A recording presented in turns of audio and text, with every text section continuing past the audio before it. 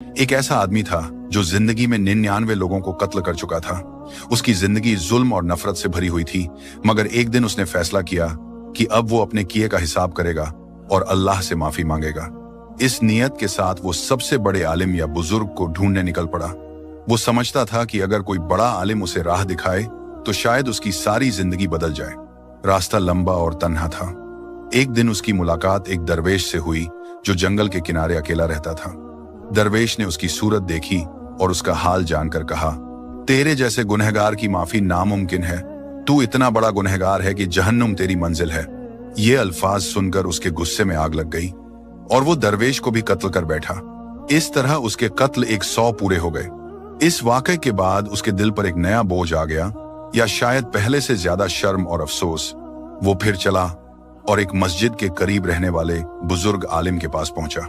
इस आलिम ने उसकी बात सुनी, उसके हाल को समझा और एक राह बताई। उसने फरमाया, अल्लाह की रहमत बे इंतहा है, सच्ची तौबा का दरवाजा हमेशा खुला है। एक गांव है जहां सिर्फ नेक लोग रहते हैं, वहां जा, उनके साथ रह, उनसे अच्छी जिंदगी सीख और तौबा कर। उसने बताया कि वो गांव 70 कोस दूर है। वो आदमी सच्ची तौबा की नीयत से निकल पड़ा। रास्ते में उसने सोचा कि अगर सच में अल्लाह माफ कर सकता है तो वो अपनी जिंदगी बदल देगा। मगर सफर के दरमियान जब वो पहाड़ों के बीच से गुजरा, उसकी मौत आ गई। फिर अजाब के फरिश्ते और रहमत के फरिश्ते उसके पास आए।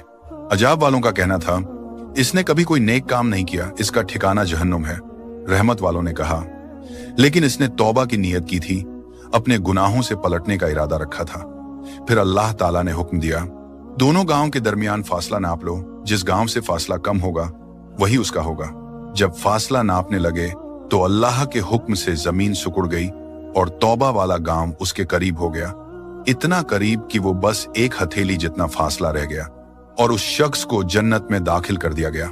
इस रिवायत का नतीजा यह है कि अगर कोई इंसान हकीकी तौर पर तौबा करे, दिल से मुखलिस होकर गुनाहों से पलटकर और अल्लाह की तरफ रुजू करे, तो अल्लाह की रहमत उस पर हावी हो सकती है, भले ही उसने कितने भी बड़े गुनाह किए हों।